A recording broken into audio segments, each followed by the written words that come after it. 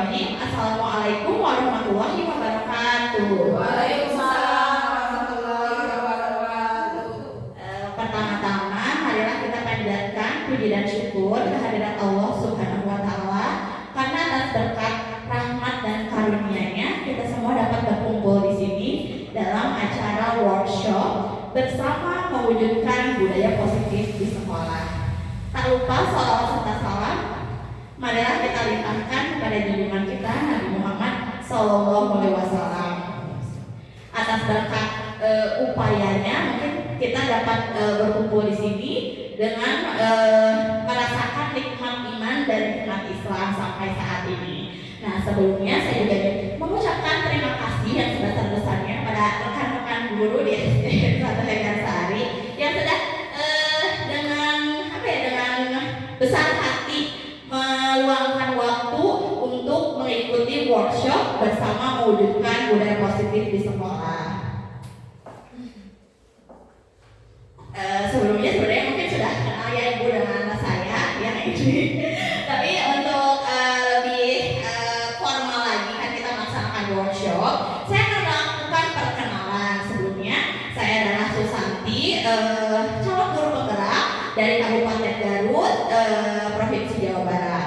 Nah, saya dari program guru penggerak ini tentu saja tidak sendiri. Saya selalu didampingi dengan para pendamping belajar saya sebagai guru-guru saya, yaitu mungkin Ibu sudah bertemu dengan Bapak Andri Yustiana SPD. Beliau ini pengajar praktik yang sekarang menjadi guru olahraga di Kecamatan Cibatu. Sedangkan yang sebelah sana beliau adalah fasilitator saya dengan nama Bapak Jajen Jainuddin SPD. Beliau adalah seorang kepala sekolah di Kabupaten Majalengka. Seperti itu. Jadi Pak Andri dan Pak Jajen ini adalah orang yang mendampingi dan membersamai saya sama belajar di guru penggerak angkatan 10.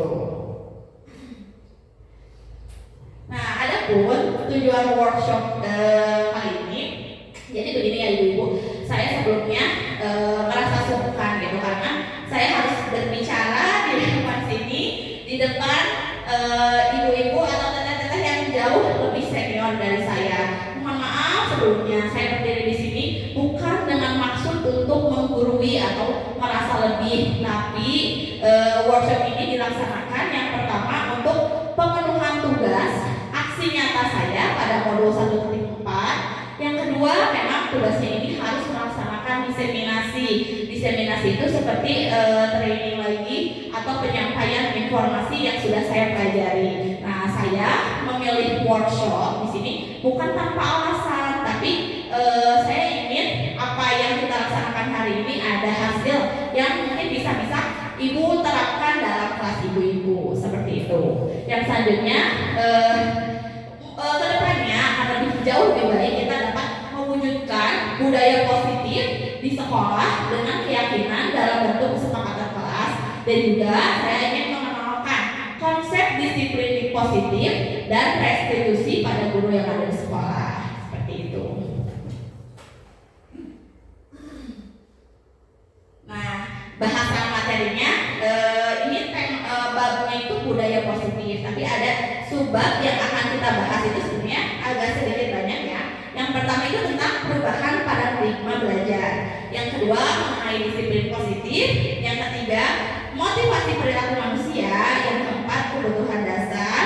Yang kelima mengenai keyakinan kelas.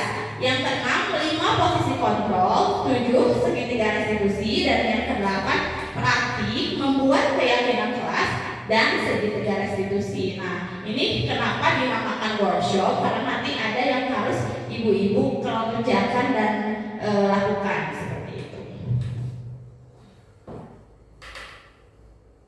Nah, supaya tidak berlama-lama gitu ya, supaya waktunya efektif dan efisien, mari sekarang kita akan langsung masuk ke materi pertama, yaitu perubahan paradigma belajar. Nah, di sini perubahan paradigma itu jadi terjadinya perubahan pemikiran dalam belajar ya. Pada dasarnya tingkat keberhasilan belajar mengajar itu dipengaruhi banyak faktor. Di antaranya ada kemampuan guru kita mungkin ya.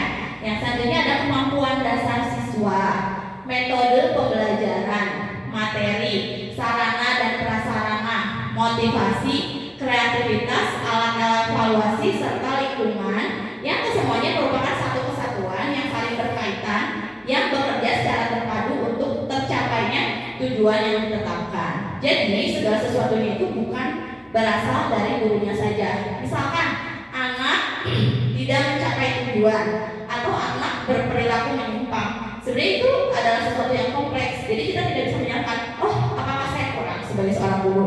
Tidak ya.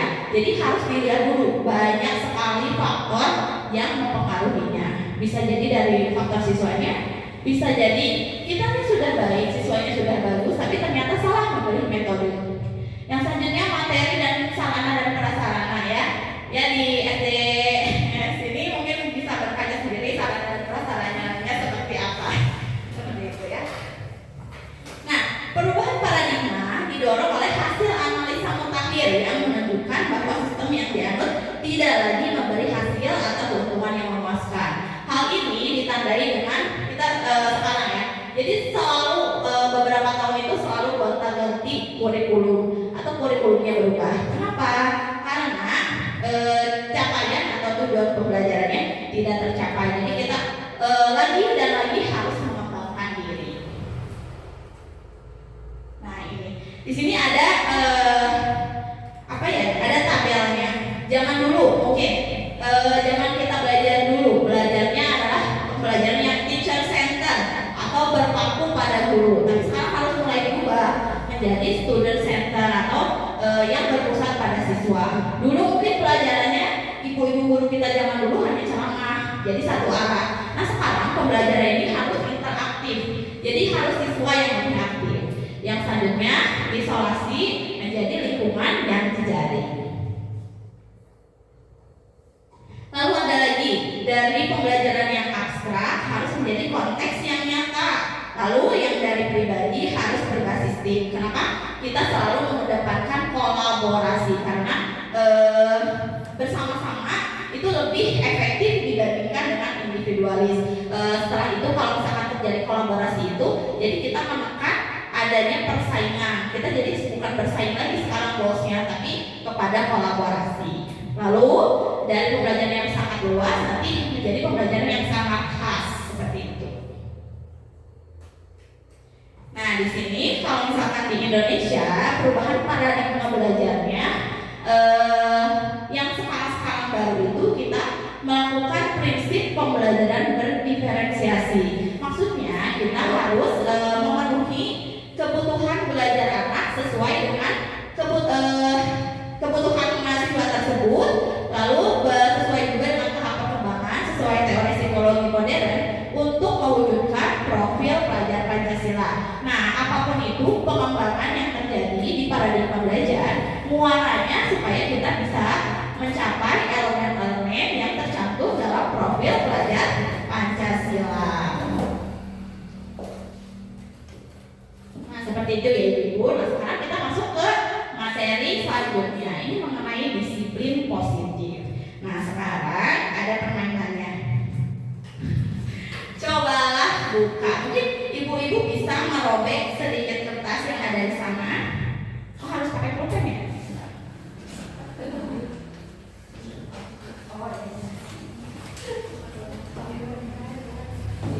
Ini aja ya. Oh, ini dipakai bersama aja. Sedikit aja. Silakan merobek kertas sedikit. Udah? Semuanya udah? Ibu udah? Ya, udah. Sedikit aja. Nah, di sini kita akan melakukan permainan yang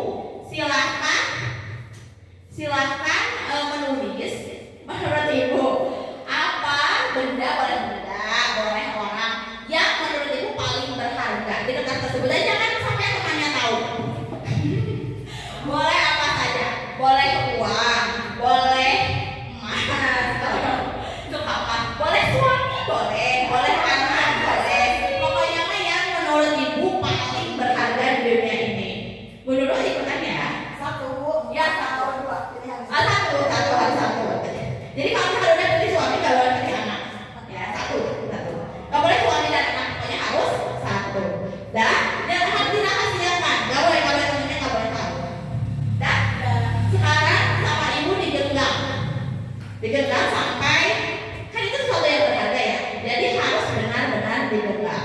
Nah sekarang Bu Ros satu tim sama Bu Vera dan Bu Nodo, Bu Ain sama Bu Yuni. Saya kasih waktu 30 detik aja.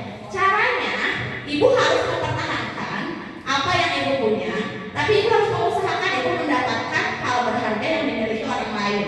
Gimana pun caranya, mau mengancam boleh, mau mau diiming-imingi sesuatu mana tadi kan Kak Adi kan dikasih sesuatu, dikasih kartu 1.000 misalnya, boleh, silakan 30 detik ya dari sekarang.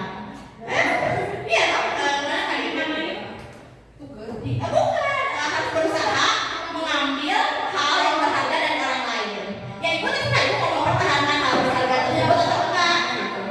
Berarti enggak? Ini berarti enggak? Ibu sama itu. Harus berusaha untuk dapat ya.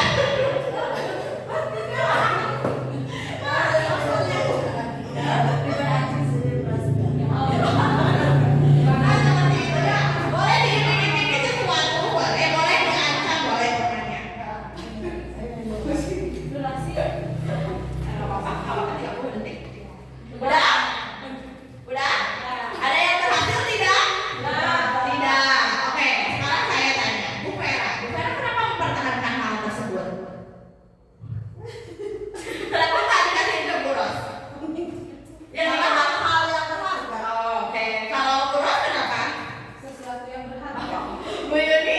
Ini sesuatu yang Saya ya. Sesuatu yang kenapa? Sesuatu yang terlalu berharga dulu. Oh, terlalu berharga. Oke, baik. Nah, di sini saya kalau tanah udah boleh dilepas aja letaknya. Apapun isinya, nggak apa-apa. ya.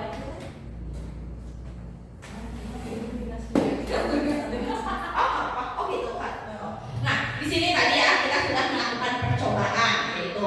Nah, apakah Anda atau B membuka kepalan tangan Anda? Mengapa? Apa alasan Anda atau B membuka kepalan tangan Anda? Tadi tidak ada ya, tidak ada yang memberikan hal yang berharganya kepada orang lain. Yang kedua, apakah Anda atau B menutup kepalan tangan Anda? Tadi semuanya menutup. Kenapa? Karena kan yang di kepala adalah sesuatu yang sangat berharga. Nah, yang ketiga, dalam kegiatan ini sesungguhnya siapa yang memegang kendali atau kontrol untuk membuka atau menutup kepalan tangan? Jadi siapa yang memegang kendali? Sendiri, betul. Lalu apa sih kaitannya dengan disiplin positif? Nah, sebelum kita belajar tentang disiplin positif, sekarang di sini kita akan belajar dulu tentang miskonsepsi tentang teori kontrol. Jadi kita selalu berpikir seperti ini. Kita itu selalu ilusi guru mengontrol murid. Kita selalu bisa berpikir bahwa kita tuh bisa mengontrol murid. Nah, kalau misalkan kita bisa mengontrol murid, kita nggak perlu capek-capek ibu, nggak perlu capek-capek apa ya berteriak-teriak, jangan seperti itu, jangan seperti itu. Tapi aslinya di kenyataannya di kelas gimana? Bisa mengontrol murid? Tidak, susah ya. Yang kedua, ilusi bahwa kritik dan membuat rasa bersalah mampu menguatkan karakter. Nah, ini harus mulai berusaha dihilangkan ya. Kadang-kadang saya juga seperti itu gitu. Misalkan saya ada anak yang membuat kesalahan, saya berbicara, kenapa sih kamu seperti itu? Apakah tidak kasihan sama ibu? Nah, kita menyerang psikologis anak itu dengan membuatnya merasa bersalah. Padahal hal itu tidak bisa membuat mereka menurut. Justru mereka akan merasa rendah diri. Oh, ternyata aku tuh menyusahkan ya. Gitu.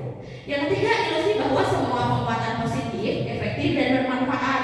Nah, apakah semua penguatan positif itu efektif dan bermanfaat? Ternyata jawabannya juga tidak. Kalau terlalu berlebihan dikasih hal-hal yang positif, justru anak-anak tidak merasakan kesalahannya. Yang keempat, kita juga ada ilusi bahwa orang dewasa berhak memaksa. Nah, ini kadang-kadang misalkan kita melakukannya sama anak kita, kamu itu dulu tak kalau teh, seperti itu. Padahal seperti itu tidak boleh karena orang dewasa itu meskipun kita orang dewasa tidak serta-merta kita bisa mengontrol anak kita. Anak kita juga pasti memiliki pilihannya sendiri. Begitu juga murid kita.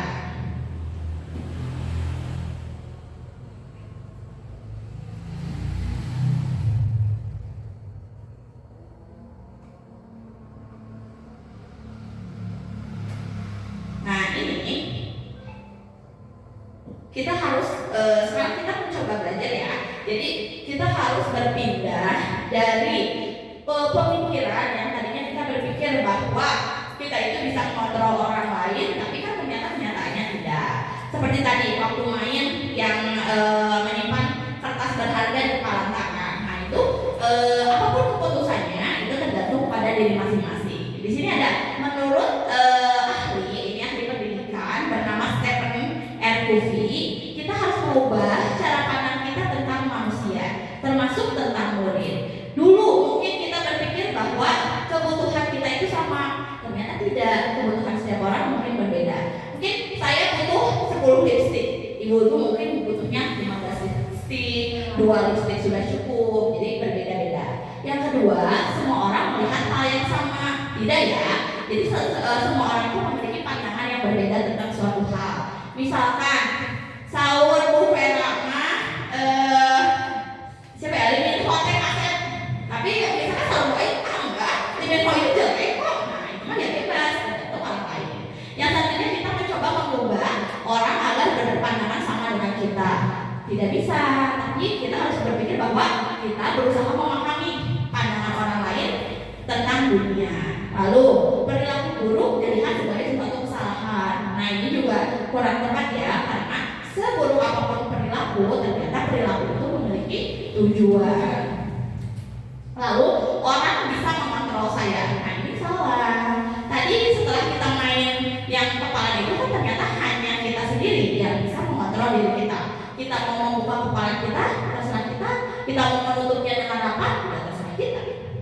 Lalu saya bisa mengontrol orang lain. Nah ini kalau kita ke siswa, kadang-kadang kita suka berpikir bahwa kita itu bisa mengontrol siswa.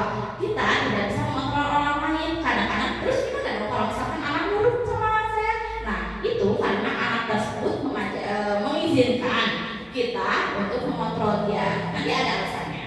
Lalu pemaksaan ada pada saat dudukan. Nah ini juga kurang tepat ya. Harusnya kita melakukan kolaborasi dan konsensus menciptakan pilihan baru. Lalu ini yang model berpikir menang kalah. Oh, berarti kalau misalnya kita bisa mengontrol orang lain, kita yang menang. Ternyata tidak. Kita seharusnya beralih ke model berpikir menang.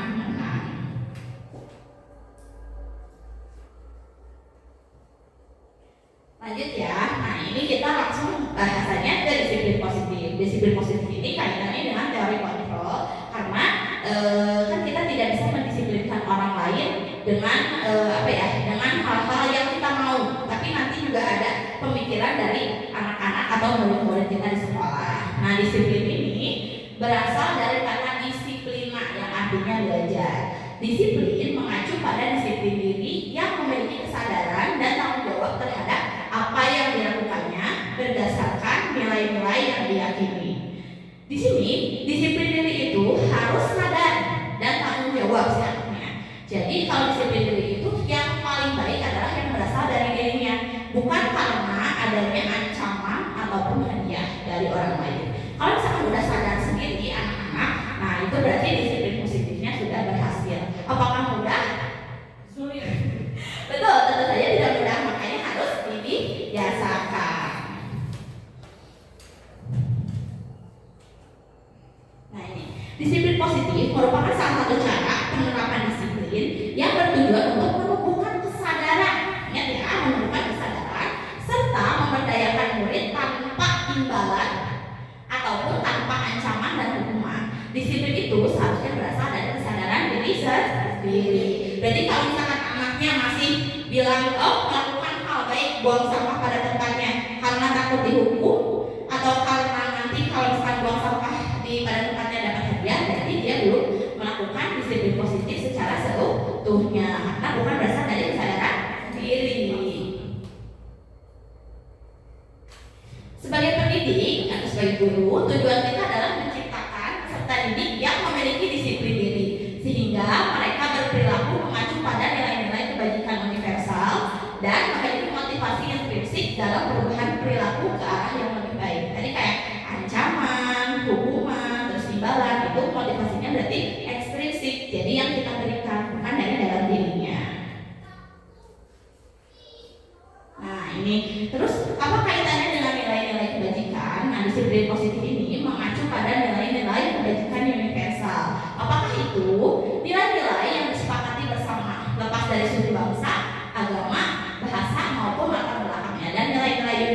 kebajikan itu banyak sekali ya. Saya ambil contoh satu, misalkan kejujuran. Mau agama apapun, mau suku bangsa apapun, dan mau bahasa yang digunakan apapun, pasti kalau misalkan berbicara kejujuran, hal baik atau bukan? Baik. Seperti itu.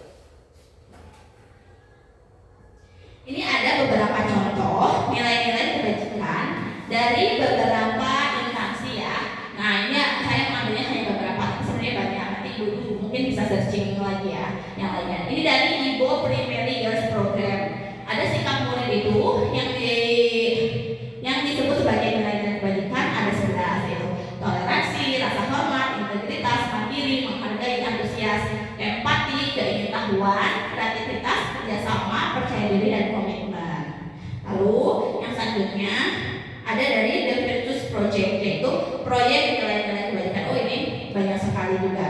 Nah ibu-ibu sebenarnya kalau misalkan mau bikin nilai kebajikan yang ada di kelas itu banyak ya, bisa ngambil dari sini. Misalkan kita sepakat tidak kalau misalkan baik hati itu nilai kebajikan. Sepakat kan karena hal baik. Peduli, rajin, ya, gitu ya. Nah kalau misalkan kita sesuai dengan sistem dengan pendidikan di Indonesia, kita mengacunya pada profil pelajar Pancasila. Tapi misalkan terus nilai kebajikan lain apakah bisa dipakai? Bisa disesuaikan dengan kebutuhan dan kelas masing-masing. Di sini dimensinya kan ada beriman, kreatif, mandiri, gotong royong, dan berkebinekaan global. Serta bernalar kritis. Tapi kan nanti ada sub-elemen yang bisa dikembangkan. Contoh, misalkan gotong royongnya apa? Apakah hanya kerja bakti saja? Tidak, tapi maknanya luas. Kolaborasi, kepedulian, dan berbagi juga termasuk dalam bergotong royong.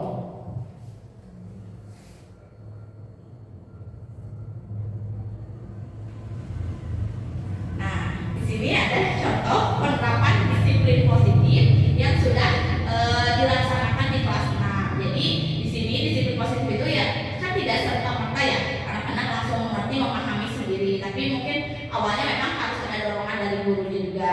Tapi di sini kalau di kelas 6 itu sudah melakukan penerapan disiplin positif, yaitu dengan melaksanakan piket dan bertanggung jawab serta gotong royong. Murid kelas 6 sudah memiliki kesadaran kebersihan dan pelatihan kelasnya. Jadi tanpa dikasih tahu mereka udah otomatis piket sendiri.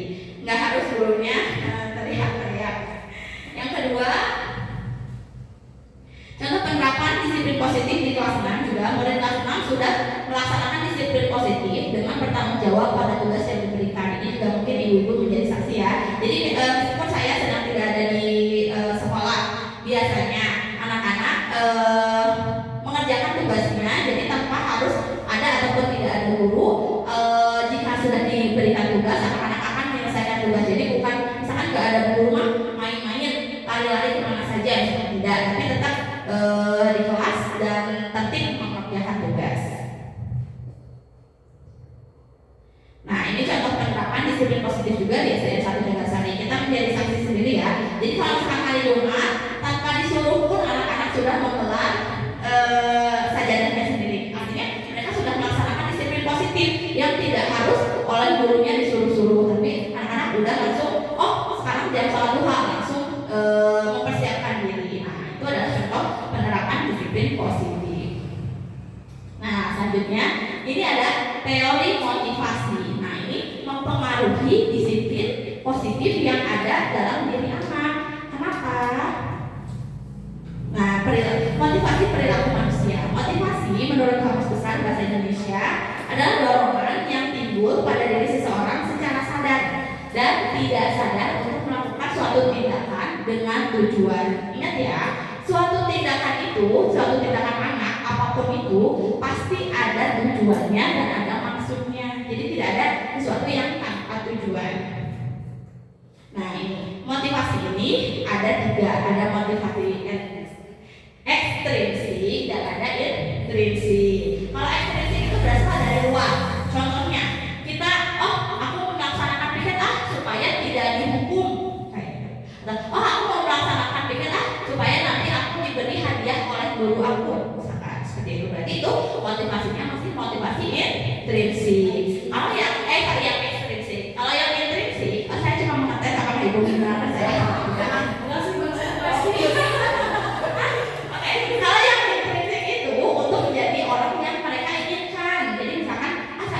disiplin karena memang orangnya disiplin seperti itu, mungkin murid-murid kita ya. Ini juga sebenarnya sama aja sih, karena bukan hanya pada murid tapi pada manusia seutuhnya. Segala sesuatu itu memiliki tujuan dan memiliki motivasi. Ini yang tadi 3 motivasi manusia.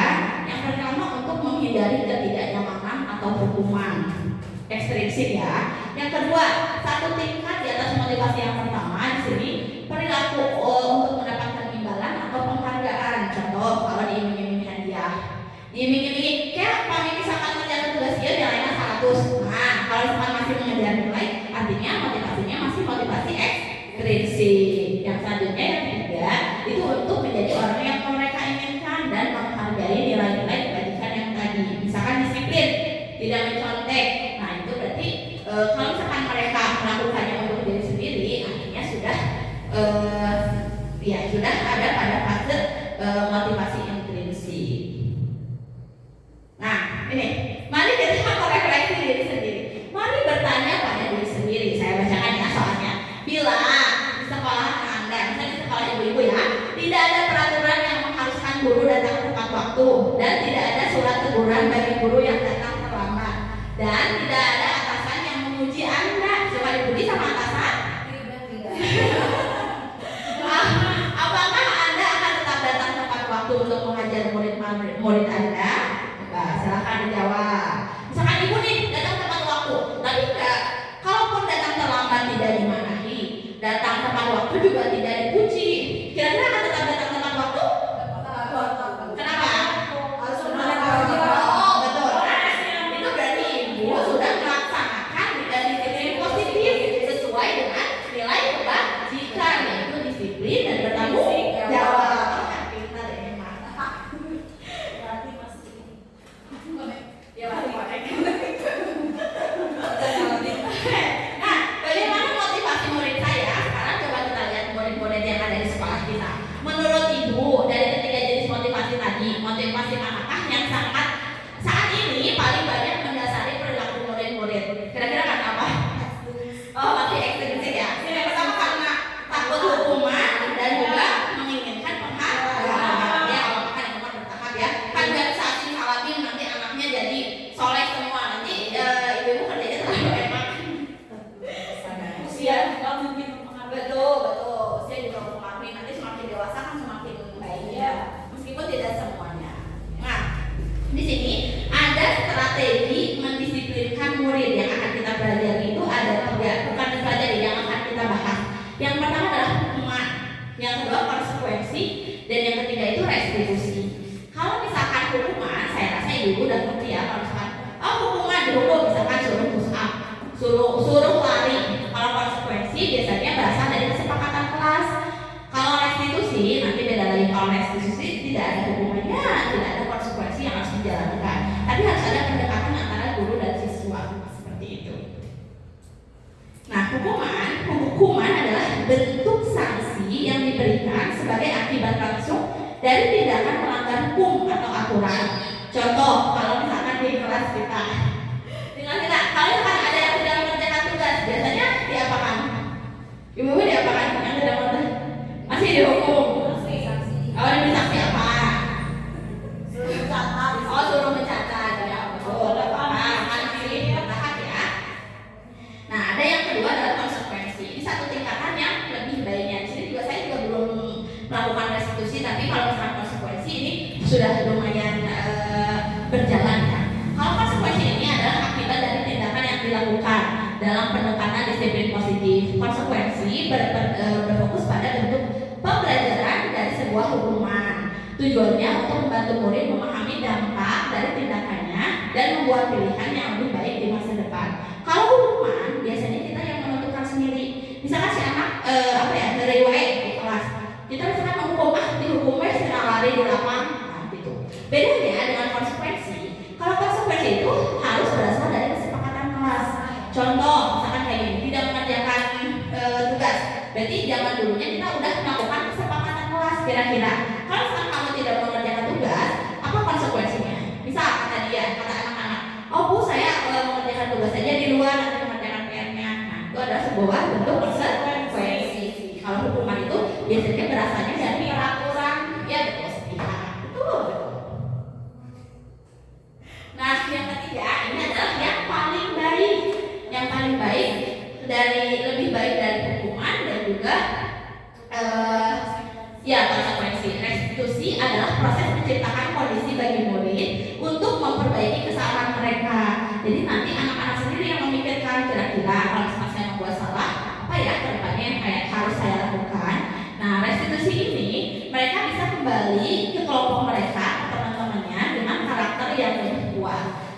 restitusi juga sebuah proses kolaboratif yang mengajarkan murid untuk mencari solusi dalam masalah dan membantu murid berpikir tentang orang seperti apa yang mereka inginkan dan bagaimana mereka harus memperlakukan orang lain. Jadi pelajarannya itu berasal dari dirinya sendiri, tidak dari guru. Nanti kita praktek restitusi. Nah, ini adalah perbedaan antara hukuman, konsekuensi, dan juga restitusi. Betul ya bahwa konsekuensi ini juga sebenarnya menghasilkan disiplin, tapi yang lebih tepatnya adalah restitusi. Saya akan mencoba membahas beberapa saja ya dari sini. Kalau misalkan hukuman itu sesuatu yang menyakitkan harus terjadi. Misalkan dia tidak mengerjakan tugas, terus kita menghukum. So hukum kan itu lompat 100 keliling lapangan. Nah, dia kan pasti merasa tersakiti kan, fisiknya pasti capek. Kalau misalkan konsekuensi, sesuatu harus terjadi. Kenapa? Karena tadi ada kesepakatan. Kalau misalkan kamu melakukan A, apa yang harus kamu lakukan? Nah, ada seperti itu. Sedangkan kalau restitusi itu merupakan pilihan. Nanti kita harus bertanya pada anak, oh ya kamu misalkan tidak mengerjakan tugas, terus kedepannya harus seperti apa? Nah, seperti itu. Jadi mungkin kadang-kadang saya juga masih masih meraba-raba tentang restitusi karena menurut saya itu kayak tidak ada kepuasan gitu. Loh, berarti kita cuma ngobrol aja ini restitusi, nggak ada yang melakukan. Tapi memang harusnya seperti itu. Terus yang kedua, misalkan murid akan tersakiti kalau dihukum, pasti ya. Kalau konsekuensi kan murid akan hanya dibuat tidak nyaman. Tapi kan karena kesepakatan yang tadi yang di awal. Terus kalau misalkan restitusi itu murid akan mendapatkan penguatan. Jadi kalau misalnya di restitusi, guru ini harus bisa mengatakan bahwa oh ya semua orang juga pernah berbuat kesalahan. Jadi kita menguatkan anak bahwa dia itu berharga seperti itu. Nanti ibu coba ya restitusi sama anaknya di rumah. Apakah bisa? Nah di sini hukuman, konsekuensi, dan restitusi. Tadi kita udah coba bahas ya.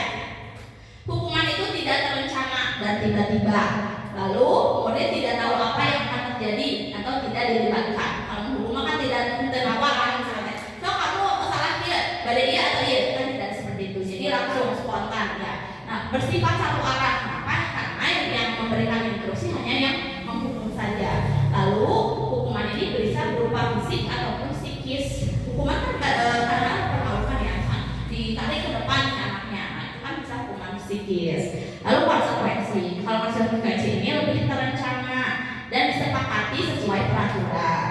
Terus murid tetap dibuat tidak nyaman. Kalau restitusi itu proses menciptakan kondisi bagi murid untuk memperbaiki kesalahan dan harus ada proses kolaborasi yang mengajarkan murid untuk mencari solusi. Jadi nanti murid sendiri yang memutuskan solusinya apa kalau seperti itu. Misalkan dia kesiangan terus, ditanya, kenapa kesiangan terus main HP sampai larut malam? Nah nanti gurunya cuma bertanya, terus apa yang bisa kamu perbaiki ke depannya?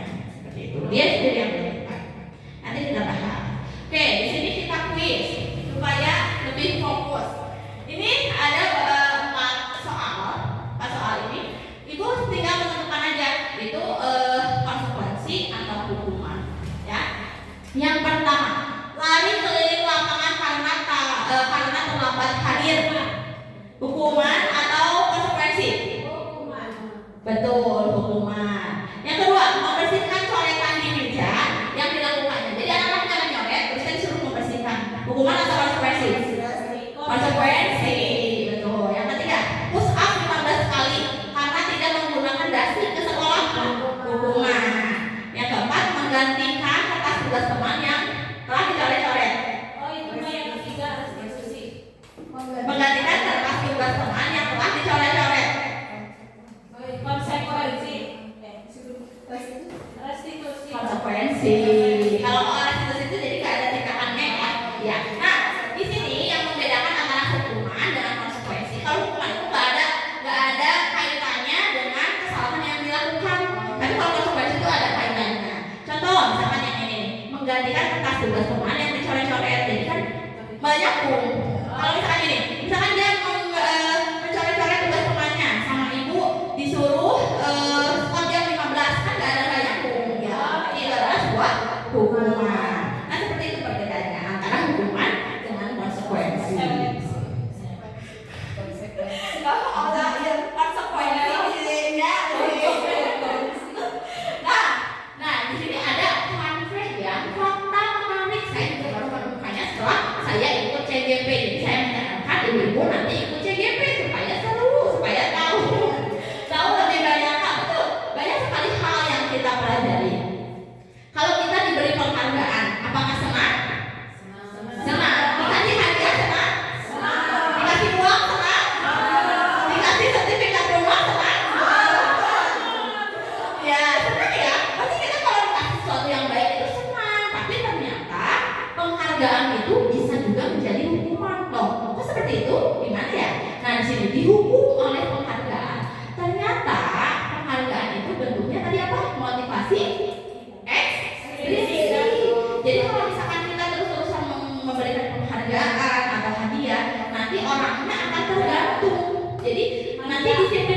positifnya tidak, yang dari dalam dirinya tidak hadir gitu.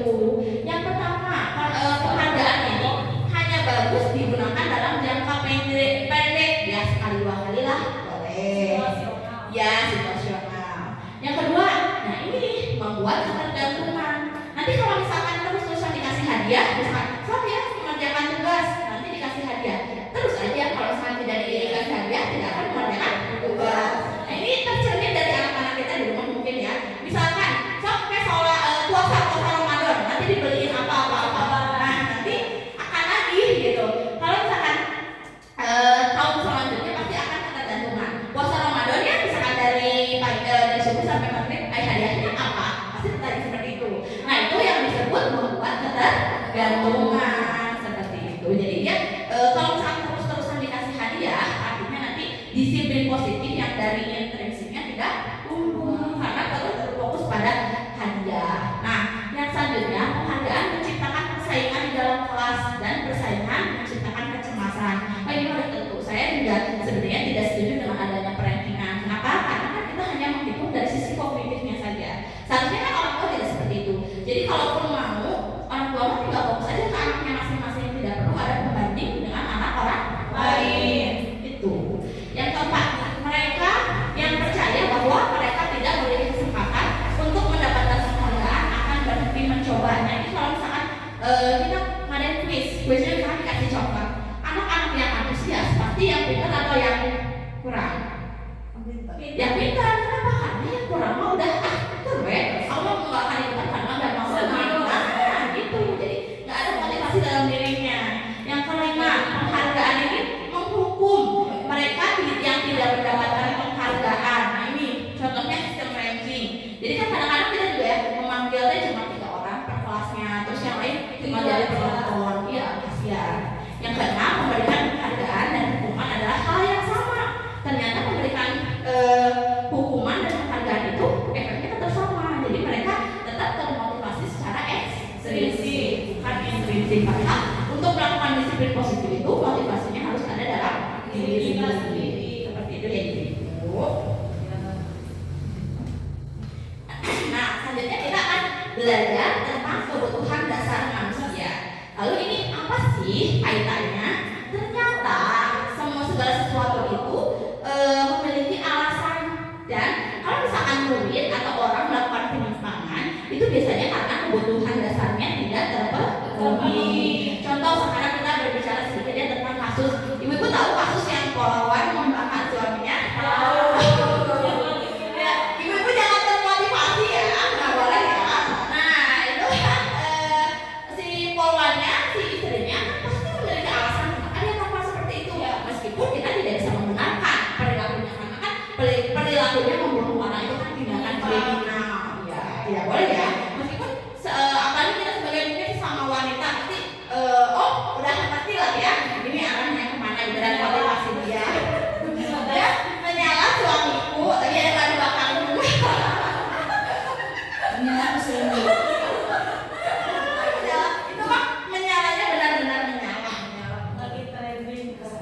Nah, di sini kaitannya kebutuhan dasar, disiplin dan perilaku. Pada kesempatan kali ini kita akan menghubungkan konsep kebutuhan dasar dengan disiplin positif yang berdasarkan pada teori kontrol, di mana dinyatakan bahwa ada suatu tujuan, ada suatu tujuan di balik sebuah perilaku manusia. Jadi apapun itu pasti ada tujuannya. Misalkan di suatu kita betul, pasti dia punya maksud itu dan tujuan. Nggak mungkin tiba-tiba seperti itu. Kita juga percaya bahwa murid memiliki tujuan di balik perilaku mereka. Salah satunya adalah untuk memenuhi kebutuhan dasar mereka. Nanti saya ada cerita sedikit tentang ini.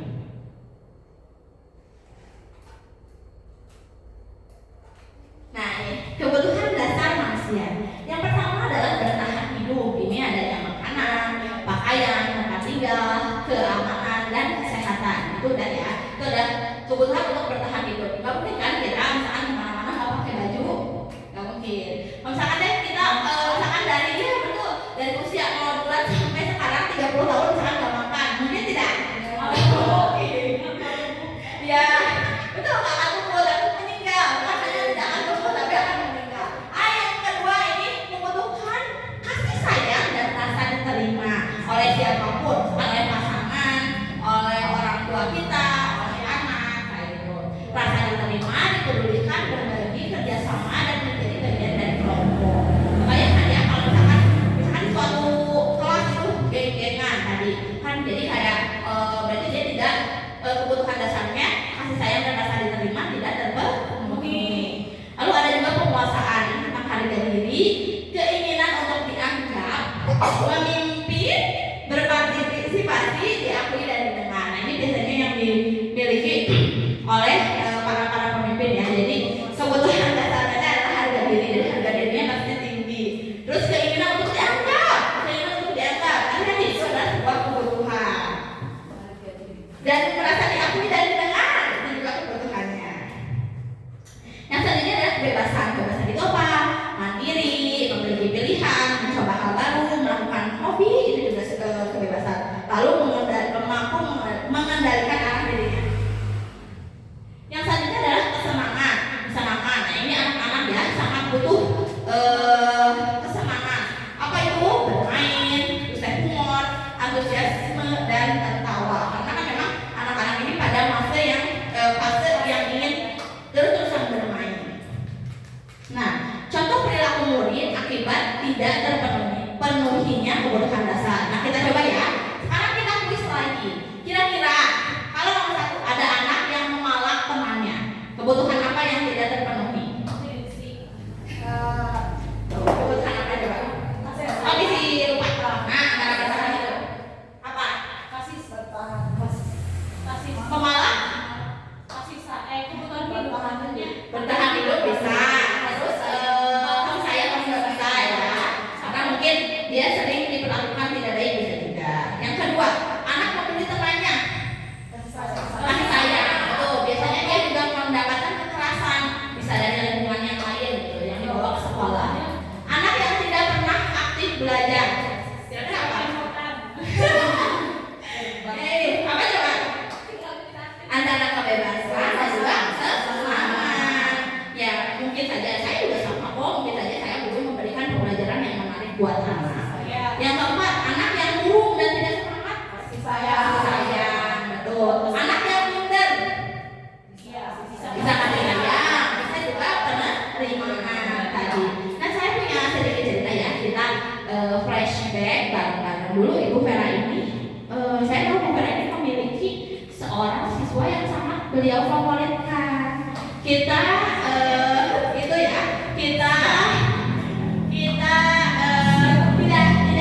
tidak disebutkan namanya, cuma inisialnya aja. Inisialnya itu I.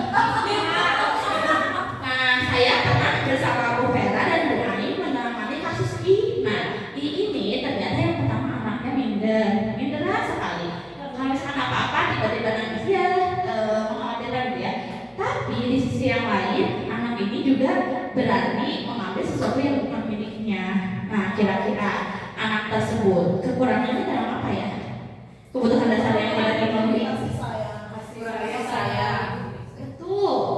Kalau misalkan kita melihat di sini sesuai teori, pasti yang tidak terpenuhi adalah kebutuhan bertahan hidup dan kasih sayang. Dan ternyata betul, setelah kita telusuri, si siswi ini ternyata memang berasal dari keluarga yang ibunya meninggal ya. Kalau itu ibunya meninggal terus ayahnya sudah menikah lagi. Jadi dia dititip di rumah tuanya.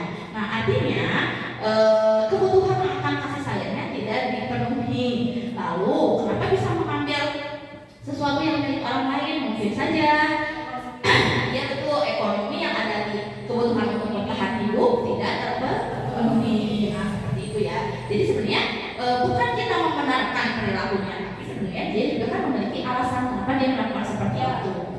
Nah, begitu ya Ibu. Nah, ini juga kita terapkan dalam diri kita, lingkungan kita, murid kita. Kita juga harus mengetahui nih kira-kira si anak tersebut apakah ada kebutuhan dasarnya yang tidak terpenuhi sampai-sampai dia berperilaku yang buruk. Betul, jangan tiba-tiba menjudge atau menghakimi. Nah, kita masuk ke materi selanjutnya, keyakinan kelas. Keyakinan kelas ini dibuat supaya nanti tindakan disiplin positifnya bisa terlaksana. Nah, keyakinan kelas ini yang pertama sifat-sifat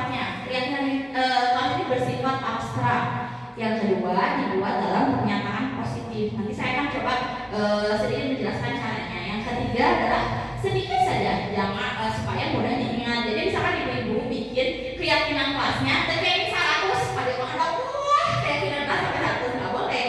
Jadi misalkan 3, 5 tapi sudah mencakup keseluruhan.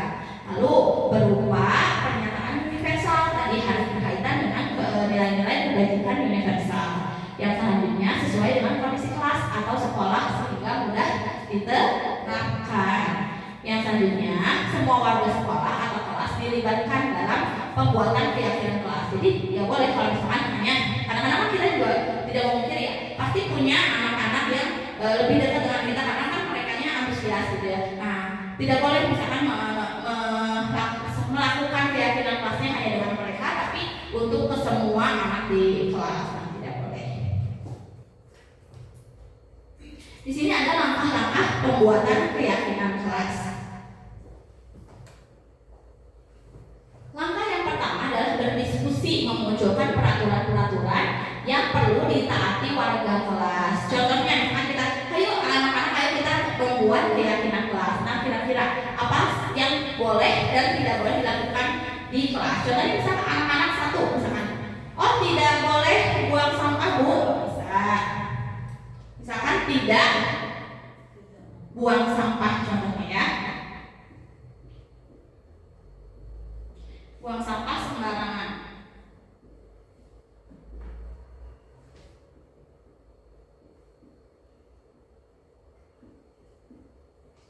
Nah ini kan ada kata tidaknya, tidak boleh buang sampah sembarangan. Ini masih ada kata tidaknya, jadi konotasinya negatif. Nanti kita akan merubahnya, mengubah peraturan-peraturan menjadi kalimat yang lebih positif. Jadi gimana dong? Kan ini kalimatnya negatif. Jadi kalau positif, membuang sampah pada pintar seperti itu, membuang sampah pada tempatnya. Terus menyarikan peraturan-peraturan yang menjadi nilai-nilai kebajikan atau keyakinan kelas. Tadi kan sudah diubah ya menjadi kalimat positif, misalkan membuang sampah pada tempatnya. Sampah pada tempatnya.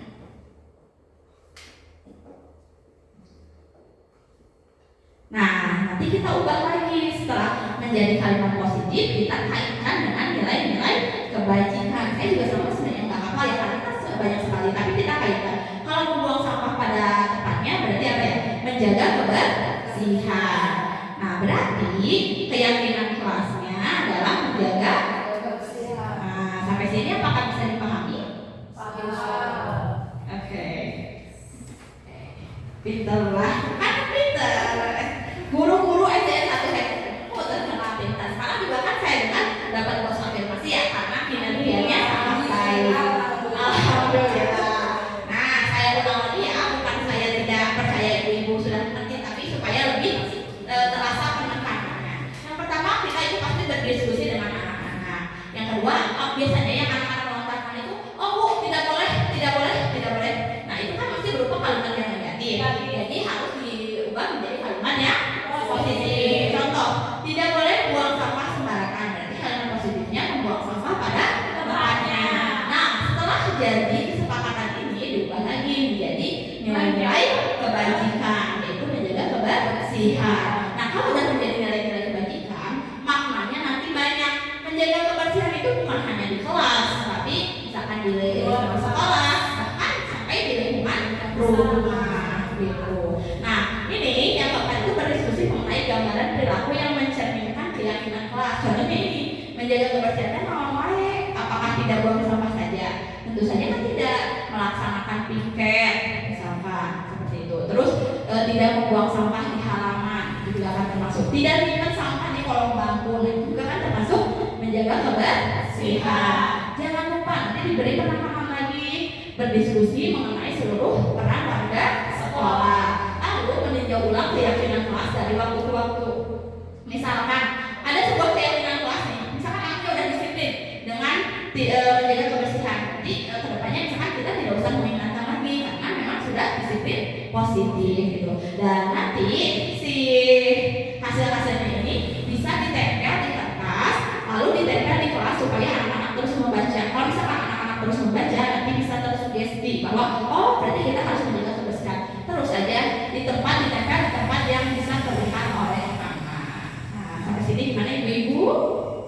Masih semangat? Ini tadi udah dijelaskan ya contohnya nih, kalimat negatif menjadi positif. Tidak ngobrol saat guru sedang menjelaskan.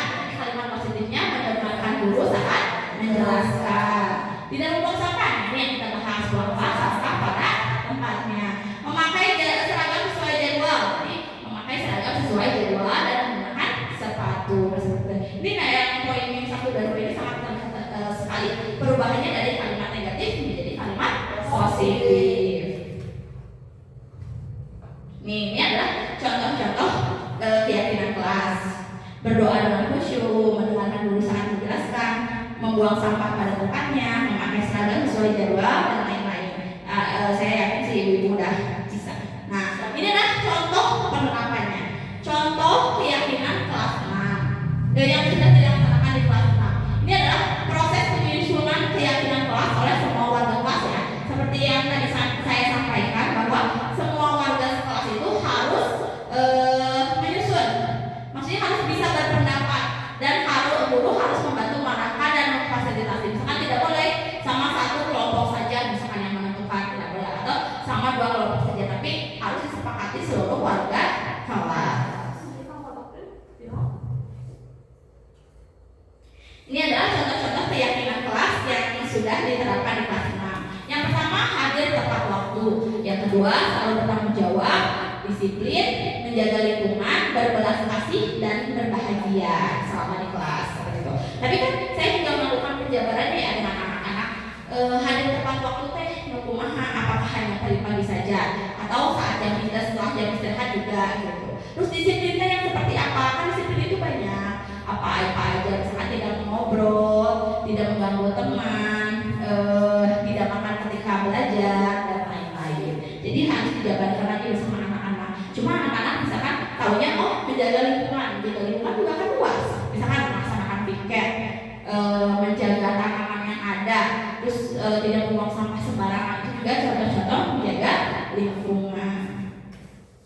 Yang lain, ini contoh penerapan keyakinan di kelas 6. Nah, ini contoh penjabarannya ya, dari berbelas kasih dan bahagia. Kalau berbelas kasih dan bahagia itu berarti berbuat baik pada teman, tidak membuli, peduli terhadap teman, dan saling tolong menolong. Contoh kegiatannya, ini mereka sedang belajar terus piket bersama. Ini juga mau berkelompok dengan siapa saja tanpa harus pilih-pilih teman.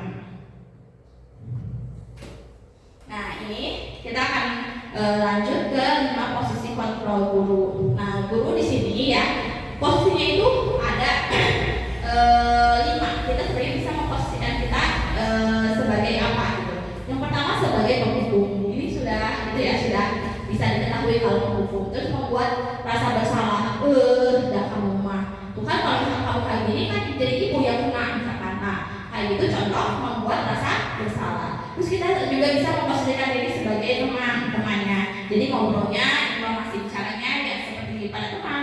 Terus juga sebagai pemantau. Kalau pemantau ini lebih ke memberi konsekuensi. Kalau misalkan manajer, kalau manajer berarti nanti praktiknya adalah praktik restitusi. Nanti kita praktikkan. Nah, ini perbedaan kalau misalkan guru jadi penghukum, pembuat merasa bersalah, teman, pemantau, atau manajer. Di sini hasilnya kalau penghukum biasanya anak-anaknya nanti memberontak, dendam, dan menyalahkan orang lain. Kan suka gitu ya. Anak-anak belum ditanya juga, udah sih ibu nak. Nah, biasanya kayak gitu. Contoh-contoh orang yang suka cuci tangan gitu. Apa sih melimpahkan kesalahan terhadap orang lain. Seperti itu. Yang kedua, kalau kita menjadi guru atau orang yang membuat rasa bersalah, nah nanti anak-anak biasanya menyembunyikan dan menyangkal atau bahkan berbohong supaya dia tidak disalahkan. Berbohong supaya tidak disalahkan. Yang ketiga sebagai teman. Nah, kalau sebagai teman nanti tergantungan. Kenapa? Karena ini juga saya pernah ya memposisikan diri sebagai teman, tapi si anak-anak tuh pada akhirnya itu jadi menghujat. Jadi saya kurang menghormati gurunya gitu karena merasa bahwa aku masih ada bagus, tapi kan tidak saling itu karena harus punya jarak lah kita dengan anak-anak. Jadi harus memposisikan diri ya kita sama gurunya gitu. Kalau misalnya pemantau ini menyesuaikan bila diawasi. Jadi tadi kan ada konsekuensinya kalau jadi pemantau. Berarti mereka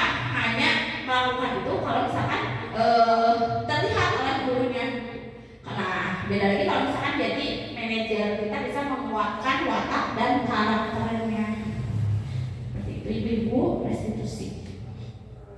Nah ini materi yang terakhir ya sebelum kita melakukan praktik, yaitu segitiga restitusi. Nah apa sih? Di sini ada yang pernah mendengar segitiga restitusi? Belum. Sama sih saya juga baru belajar waktu ikut guru penggerak. Segitiga restitusi itu suatu proses dialog. Ingat ya ibu, jadi kalau restitusi itu hanya ada dialognya. Jadi ibu tidak menanyakan, oh konsekuensinya apa kalau kamu seperti itu. Nah tidak seperti itu, karena hanya ada dialog dan diskusi. Lalu yang dijalankan oleh guru kepada murid saat ada sebuah permasalahan agar menghasilkan murid yang mandiri dan bertanggung jawab. Nanti saya ada contohnya. Segitiga restitusi. Nah, ada 3 tahapan dalam segitiga restitusi. Yang pertama adalah menstabilkan identitas. Yang kedua adalah validasi tindakan yang salah. Jadi menanyakan alasan. Oh, kenapa kamu berbuat seperti itu? Lalu yang ketiga adalah menanyakan keyakinan dari kesalahan siswa supaya dia memperbaiki kesalahannya. Contoh kalimatnya. Lalu kalau misalkan hari ini nggak apa-apa kamu misalkan salah, misalkan terlambat, kedepannya kamu harus seperti apa? Nah, yang memberikan solusi itu bukan guru tapi anak sendiri. Jadi mau ngapain? Seperti itu. Nah ini validasi. Ini sama aja ya, cuma seperti inilah segitiga restitusi. Yang pertama adalah menstabilkan identitas, yang kedua validasi tindakan yang salah dan menanyakan keyakinan. Nih contohnya menstabilkan identitas. Setiap orang pasti pernah melakukan kesalahan. Nah, kamu bukan satu-satunya yang pernah melakukan ini. Terus validasi tindakan. Kamu tentu punya alasan kenapa kamu berlaku demikian. Lalu ada cara yang lebih efektif untuk mendapatkan apa yang kamu butuhkan. Lalu menanyakan keyakinan. Nah, tadi ceritanya kita semuanya sudah melakukan atau sudah membuat keyakinan kelas yang ada di kelas kita. Jadi kalau misalkan anak-anak melanggar itu kelihatan keyakinan kelas apa yang dilanggar. Nah, kita bisa menanyakannya. Contohnya, keyakinan kelas apa yang telah kita sepakati, atau bisa juga. Terus kalau misalkan kamu melakukan hal tersebut, keyakinan kelas apa yang kamu langgar? Misalkan seperti itu. Dan di sini yang harus digarisbawahi adalah intonasi dan cara bicara itu menjadi penentu ya Bu ya. Jadi kalau saat kita melakukan restitusi, jadi jangan menggunakan intonasi seorang penghukum. Contoh misalkan, kenapa sih kamu melakukan itu? Nah, tidak seperti itu, tapi harus ditanya baik-baik. Kenapa kamu melakukan hal seperti itu? Nah, seperti yang saya contohkan. Contoh praktik restitusi yang pernah saya lakukan. Ini contohnya ya, kita buka di YouTube. Oke baik ibu-ibu, di sini saya akan memperlihatkan gitu ya skenario dari praktik restitusi yang sudah saya lakukan. Di sini ada 2 kasus sebenarnya, tapi kita bahas satu dulu aja ya. Di sini ada kasus pada suatu hari di kelas 6 terdapat seorang murid bernama Munci yang melakukan tindakan agresif dengan menarik kerah baju temannya dan berusaha memukulnya. Kejadian tersebut menunjukkan pelanggaran ya tentunya yang dilakukan Munci pada keyakinan kelas, yaitu menghargai orang lain. Sebagai guru, saya akan melakukan tindakan penyelesaian masalah tersebut dengan menerapkan segitiga restitusi. Baik, kita lihat dulu ilustrasinya.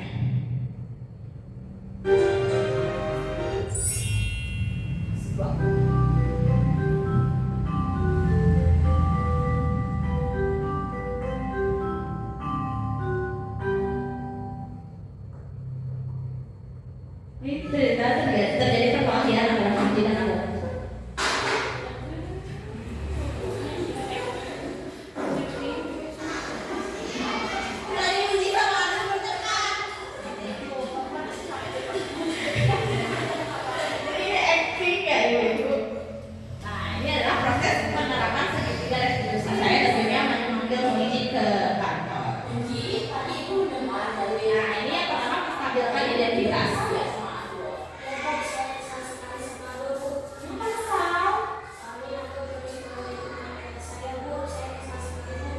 Ya udah sih, kalau Munci juga merasa kesal, kalaupun itu ada di posisi Munci, pasti juga melakukan hal yang sama dengan Munci. Terus kamu melakukan apa terhadap aku? Nah ini validasi tindakan yang dia lakukan. Kita bertanya, apa yang kamu lakukan? Ya Bu,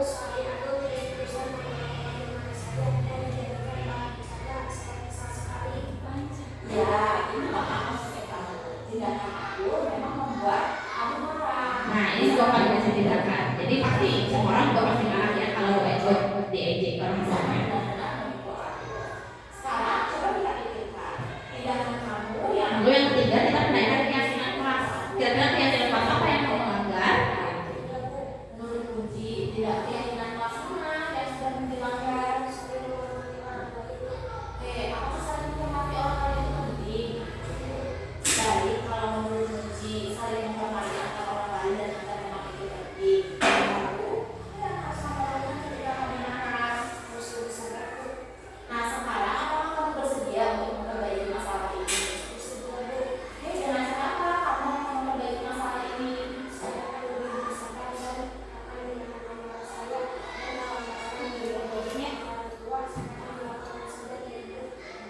Oke, tindakan yang dipikirkan itu sudah tepat ya.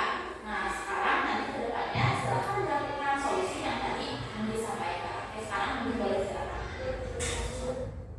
Nah, ibu-ibu, jadi di sini adalah proses rangkaian proses restitusi yang saya dan Munji lakukan, gitu ya. Nah, di sini tidak ada kegiatan menghukum ataupun memberikan konsekuensi terhadap perilaku yang dikerjakan oleh Munji. Tapi sebagai guru saya memvalidasi tindakannya. Lalu yang pertama saya menanyakan keyakinannya. Apa yang kamu lakukan? Lalu saya melakukan validasi tindakan. Ya kan tadi dia melakukan seperti itu ada alasannya. Katanya Adul itu mengolok-olok nama orang tuanya. Nah, kita memberikan penguatan. Oh ya, kalau misalkan ibu di posisi kamu, kita juga pasti kan akan marah ya. Nah, lalu menanyakan keyakinan kelas. Tadi keyakinan apa yang dilanggar? Itu menghargai orang lain. Nah, penyelesaiannya adalah bukan pemberian hukuman ataupun konsekuensi, tapi lebih ke apa yang Munji bisa lakukan ke depannya. Tadi dia menjawab, oh nanti kalau misalnya ada yang meledek, saya laporkan saja ke ibu dan saya akan lebih menghargai orang lain. Nah, seperti itu ya. Lalu kita lihat tanggapan Munji setelah dilaksanakan praktik restitusi. Assalamualaikum warahmatullahi wabarakatuh. Perkenalkan, nama saya Putri dari kelas 6 SD Seratus Sari. Saya senang sekali saat datang diskusi dengan ibu guru untuk dapat mengembalikan pesanan saya atas perilaku guru saya. Saya harus banyak belajar bersama dan menjalankan keyakinan kelas dengan selalu menghormati orang lain. Terima kasih. Nah, di sini kita mengajak anak-anak untuk belajar apa sih yang harus dilakukan ke depannya. Jadi tidak ada hukuman dan tidak ada konsekuensi, melainkan dia harus menyelesaikan dan memikirkan sendiri ke depannya harus seperti apa. Nah, itu adalah prinsip restitusi di mana kita membuat anak menjadi lebih kuat lagi seperti itu. Bisa dipahami ya ibu-ibu? Nah, tinggal prakteknya nanti di kelas masing-masing. Nah, sekarang tadi kan kita sudah melihat ya praktek restitusi yang sudah saya lakukan. Tadi kan ada 3 tahapannya. Yang pertama apa? Betul. Yang pertama menstabilkan identitas. Yang kedua validasi tindakan dan yang ketiga menanyakan keyakinan. Betul. Dan sini adalah restitusi. Restitusi tawaran, bukan sebuah paksaan. Restitusi memperbaiki hubungan. Restitusi menuntut melihat diri. Lalu restitusi ini adalah cara yang paling baik ya jika dibandingkan dengan hukuman dan konsekuensi. Karena tidak ada hukuman, tidak ada konsekuensi yang harus dilakukan. Tapi anak itu fokus memperbaiki diri untuk ke depannya. Lalu fokuslah ini. Restitusi itu fokus pada karakter, bukan tindakan. Makanya tidak ada hukuman dan tidak ada konsekuensi. Lalu restitusi ini menguatkan dan restitusi fokus pada solusi. Lalu restitusi ini mengembalikan murid yang salah pada kelompoknya tanpa merasa dihakimi. Nah, sekarang kita sudah masuk ke waktunya praktik ibu-ibu. Sekarang kita nanti akan praktik segitiga restitusi dan praktik membuat keyakinan kelas seperti itu. Sekarang nanti sama saya dibagikan gambar kerjanya ya. Silakan ibu-ibu boleh berdiskusi dengan rekannya membuat segitiga restitusi dan percakapannya. Jadi yang mana yang disebut dengan validasi tindakan, yang mana yang disebut menanyakan keyakinan, dan yang mana yang disebut dengan menanyakan keyakinan. Silakan ya. 5 menit cukup? Cukup.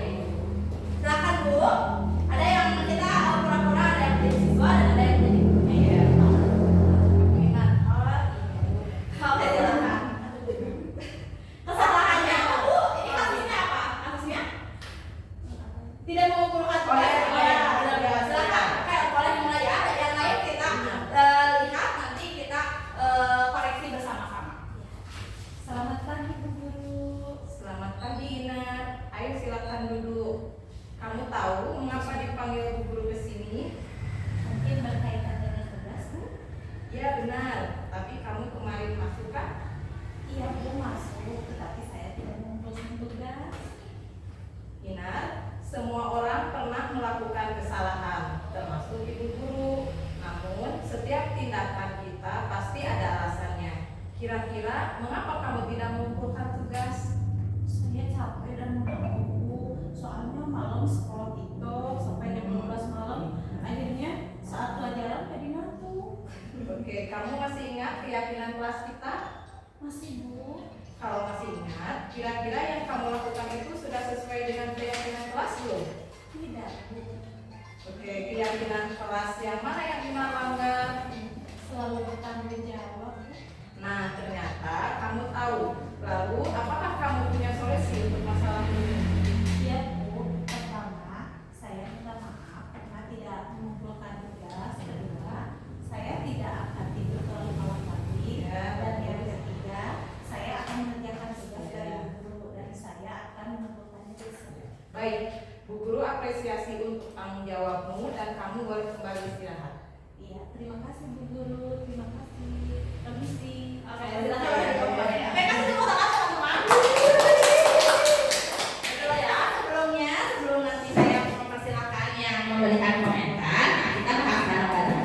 Ini di sini tadi saya memberikan sebuah kasus bahwa ada siswi yang bernama Inar tidak mengumpulkan tugas pada gurunya. Ada 3 tindakan yang dilakukan oleh Inar dan ibu guru. Yang pertama apa? Menstabilkan tindakan. Kalimatnya apa ibu-ibu? Ayo silakan dulu. Yang itu ditanya tugas. Kamu tahu mengapa? Kamu tahu mengapa kamu dipanggil. Nah, itu. Yang kedua, validasi tindakan. Saya Semua orang. Nah, semua orang pernah melakukan kesalahan. Kita memvalidasi kesalahannya. Terus yang ketiga adalah menanyakan keyakinan. Apakah dari restitusi yang dilakukan ada hukuman dan konsekuensinya? Tidak. Tapi solusinya ada tidak? Ada. Apa solusi yang kita tawarkan di situ? Yang pertama, tidak akan tidur terlalu lama. Betul. Tidak akan nonton TikTok sampai larut malam dan selanjutnya. Tidak akan mengerjakan tugas. Betul. Dan akan mengerjakan tugas. Betul ya. Apakah bisa dipahami ibu-ibu? Bisa. Ada yang mau berkomentar? saya Oh, silakan Bu Ai, silakan. Praktik segitiga restitusi yang dilakukan sudah baik dan tepat. Ada 3 tahapan yang dilakukan, yaitu menstabilkan identitas, validasi tindakan yang salah, dan menanyakan keyakinan sesuai dengan prinsip segitiga restitusi. Oke, terima kasih Bu Ai atas komentarnya. Nah, betul sekali ya, saya setuju dengan apa yang disampaikan Bu Ai. Tadi praktik restitusinya sudah baik dan sudah benar dan sudah ada poin-poinnya. Yang pertama apa? Menstabilkan identitas. Yang kedua, validasi tindakan. Yang ketiga, menanyakan keyakinan. Nah, saya juga sebenarnya mungkin ya ibu-ibu sudah melakukan restitusi di kelasnya. Kan kita juga kalau misalkan salah pasti menanyakan, kenapa kamu melakukan tindakan seperti itu? Mungkin saja restitusinya belum lengkap, belum sampai ke validasi tindakan dan juga belum menanyakan keyakinan gitu. Sekarang praktik selanjutnya, praktik membuat keyakinan kelas. Kita buat satu kelompok saja ya.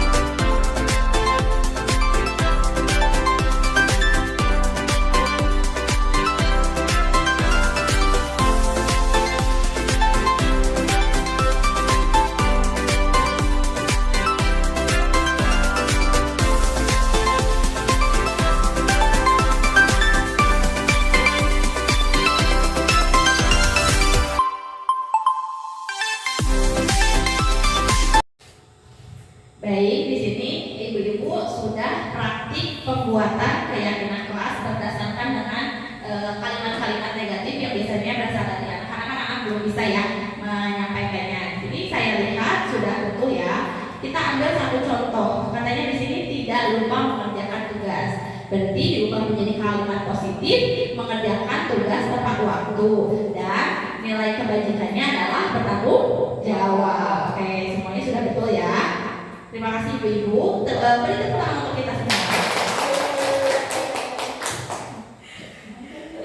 Nanti nah ibu-ibu, terus nanti hasil ini yang menjadi keyakinan kelas adalah nilai-nilai kebajikannya yang paling sebelah kanan. Nanti nilai-nilai kebajikan itu bisa ditempel di sini, misalkan di keyakinan kelas di dekat pintu, supaya bisa terus-terusan dibaca oleh anak dan anak-anak mengingat nilai-nilai kebajikan yang ada di dalam kelas ataupun keyakinan kelas. Seperti itu. Cukup ya?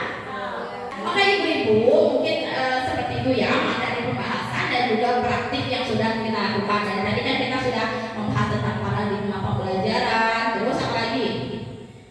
Disiplin positif, terus teori kontrol, keyakinan kelas, terus kebutuhan dasar manusia, pintar, terus tentang restitusi, ketiga restitusi. Nah, di sini mungkin ada yang ingin bertanya. Oh, silakan. Dulu, silakan memperkenalkan diri ya. Jadi kalau memperkenalkan diri, oke. Jadi memperkenalkan diri, saya Nurul Fitriani, saya di sini mengajar kelas 2. Di sini saya mau bertanya, apa yang harus dilakukan jika keyakinan kelas terus dilanggar? Oh, oke. Nah, apa yang harus dilakukan jika keyakinan kelas terus dilanggar? Nah, seperti yang sudah kita pelajari, kalau misalkan keyakinan kelas, tentunya kita harus membiasakan ya Bu.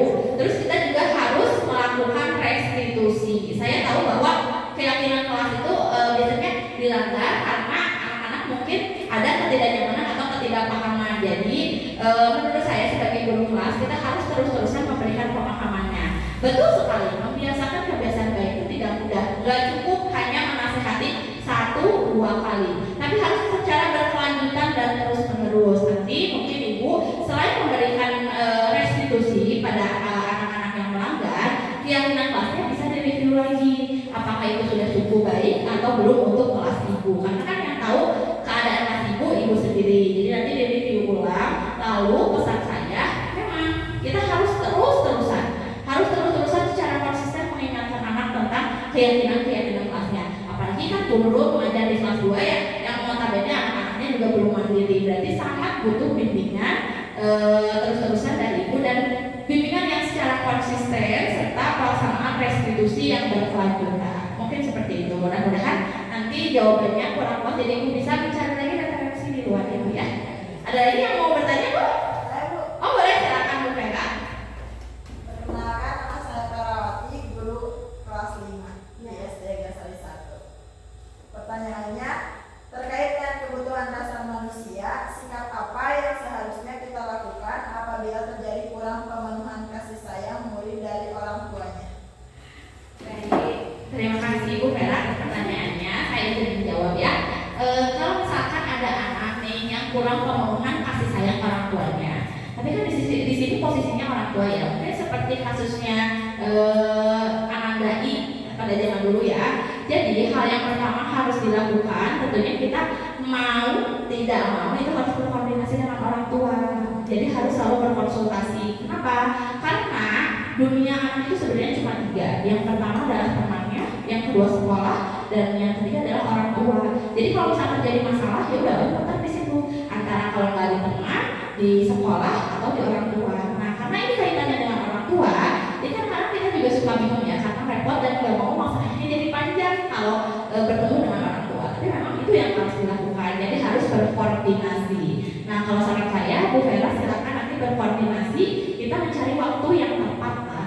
Terus menyampaikannya juga, saya percaya Bu Vera bisa menyampaikan permasalahan dengan baik ke orang tua sehingga orang tua juga pasti akan memahami. Terus di sini yang harus diterapkan saat berbicara dengan orang tua, kita itu bukan yang menghakimi.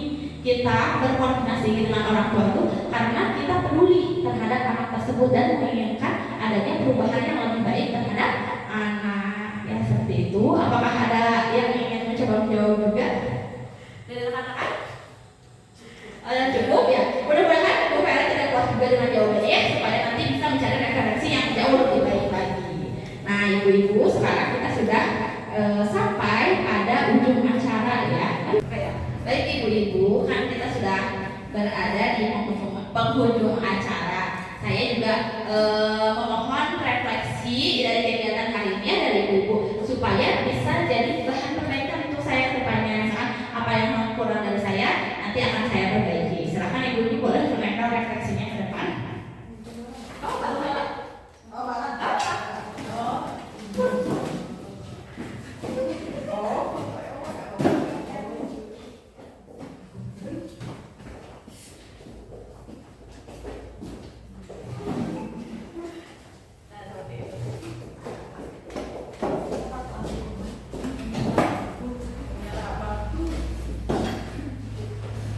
Oke baik, terima kasih ya ibu-ibu. Refleksinya akan saya pelajari dan akan saya jadikan motivasi untuk kedepannya. Demikian yang dapat saya sampaikan. Mohon maaf sekali apabila banyak sekali kesalahan yang saya lakukan.